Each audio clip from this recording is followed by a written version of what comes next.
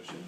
Designated dual agency, it's a good idea. And the same situation when, let's say that I have an agent that wants to buy the property, buy a listing. It's better off having somebody else in the office handle the situation. You know, just you might have an aggressive salesperson that they're really pushing their own transaction over somebody else. You really need a middle person in there to kind of analyze what's the best situation. And again, if my salesperson wants to buy and they're the most qualified of the buyers, I have no problem with it at all. But when they're presenting their own offer, are they presenting the weaknesses or are they only presenting the strengths?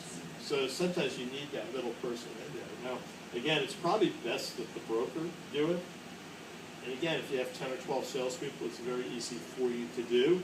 But again, if you have 160 salespeople, there's no way you're going to be able to do that. Okay? Now, every once in a while, I've brought this up to, actually, there's one thing that's kind of interesting. I'm not sure how all of your companies work on E&O insurance. But if you're buying a house and representing yourself, and there's an E&O claim, they will only protect the portion that represented you as an agent, not that represented the buyer. So you can have a $100,000 claim on E&O coverage, and they could say, well, since you were buying, we're only going to pay $50,000 of it.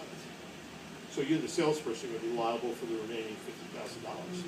Where if you are letting somebody else in your office handle the transaction, and there's a lawsuit, that $100,000 claim would be paid in full. So I usually recommend to salespeople that buy and sell real estate that you always let somebody else in the office handle it. I'm not saying that you're going to lose commission. Right. There's plenty of people, when I've been in bigger offices, they'll say, Bob, you know, can you handle this transaction for me? And I'll say, yeah, I'm glad to handle the transaction for you. I'm not going to get paid, and hopefully when I buy something, they'll do the same situation for me. I know that one office I was in, they actually changed their policy.